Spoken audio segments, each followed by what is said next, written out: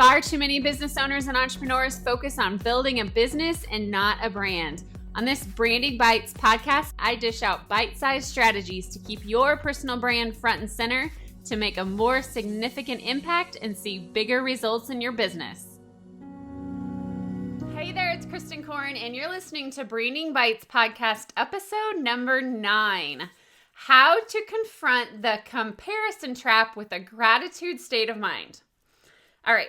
So, we're at the end of the year, and gratitude seems to be more top of mind this time of year, usually. So, rather than doing the basic, I'm grateful for, fill in the blank, today I'm going to dig into why we have such a hard time with being grateful, and then tune in to the next episode where I'm going to give you 10 caption starters to share your gratefulness on social media. Okay, so it's kind of a two-part. All right, so I was recently reading an article written by Dr. Robin Cohen where she mentioned her thoughts on this comparison trap and then how it actually evolved. Because let's all face it right now. The reason we cannot be grateful for what we have is that we're constantly comparing it to what someone else has. All right, so why do we do this? Why can't we just be grateful for the blessings that we have right in front of us right now instead of going that step further with the whole comparison game? So Robert Cohen says, thinking about what we're grateful for is associated with a multitude of positive emotional and physical effects. In order for us to act in a world so filled with sensory and emotional information, our minds constantly organize our experience into packets of meaning. Okay. What she's saying by this is think about when you were a child, and we did this with objects. So like this slide is bigger than that slide. This dog is taller than that dog. And we learned to organize through comparison. I mean, that all makes sense, right? Then soon after, these comparisons included us. So that boy is older than me. I have more toys than that girl. Now you can see where this is going to go. So from factually meaningful to emotional meaningful. You started saying things to yourself like, my thighs are bigger than her thighs. He makes more money than me. I have a better house than she does. He has a better job than me. She's in better shape than me. My kids are doing so much better than hers are. But no, that's women, maybe. I think men do this too, maybe. We can't just stop there. We have to go a step further with our thoughts about people and situations.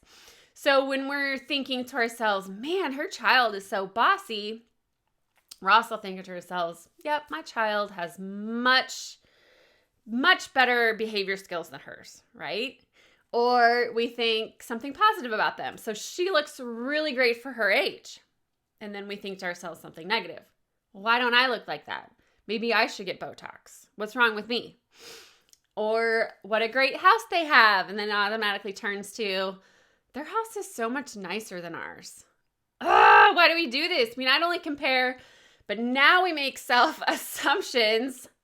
Look at her success becomes equated with, what did I do wrong? I'm a failure. I'll never amount to anything. I can't see success like hers. Even this year, Instagram removed the like count due to comparison because her likes mean nothing to your content, or how many followers she has doesn't mean your content sucks.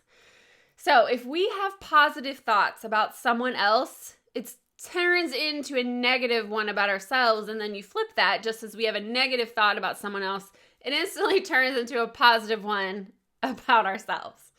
Oh my gosh.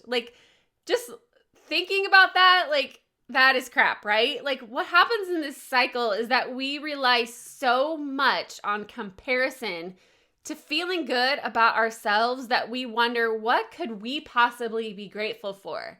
Because what we have isn't enough as theirs, hers, or his. Okay, we're going to stop this right now. Because I know you've thought about all these destroying things, because I have too. Actually, just this morning. True story. I saw one of my friends was asked to be a guest on a webinar about a topic that I know a lot about. And I instantly thought to myself, oh my gosh, that is so great for her. Wait, why wasn't I asked to be on it? Am I not smart enough on that subject? Can I not present as good as her? Ugh, so stupid. You guys, that is such bullshit. And I know it. And I immediately caught myself. I just switched my mindset to gratefulness. And I said to myself, I am grateful to be a guest on that podcast this year. I left it at that and I moved on. So silly. And afterwards, I was so upset at myself for even a few seconds of thinking those thoughts. Like, why do we put ourselves down like that? Like, it is just so wrong. Just because she's good at something doesn't mean I am bad at it. No. The comparison trap that many of us are living in right now, like, you guys, that is so not healthy. We place ourselves in this hierarchy, and no matter how high we're in it, it never is going to lead to these long-term feelings of having really good self-confidence and happiness. Like, it's just not. Like, I can be a guest speaker in a room of business owners talking about social media strategy, yet I'm going to find a reason to not feel worthy of speaking at that podium because I know other people could deliver the content better than me. I'm always comparing myself to other people. And what happens in this hierarchy is that we're driven to move up the ladder or desperately maintain our place towards the top because we're terrified of falling or failing. And we've all been at that place. Thinking about where we are on the ladder of, it could be success in business, could be like education levels, health, or wealth. But this only happens when we don't develop a sense of who we are and what values we have. If we get caught up in what others are doing that we aren't, this means we aren't living how we are meant to live.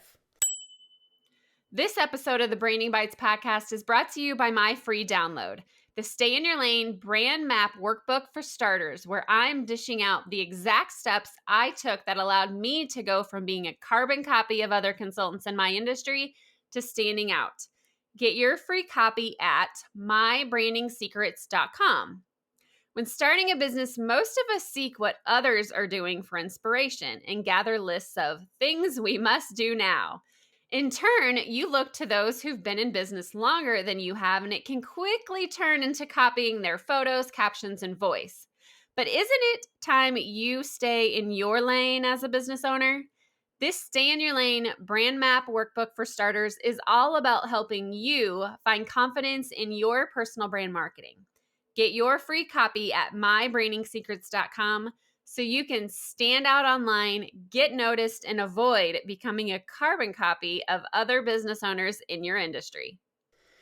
All right, and this year, since I have been, so laser focused, head down, staying in my lane, I have had so many fewer times of getting myself in this comparison trap and looking at her, looking at him.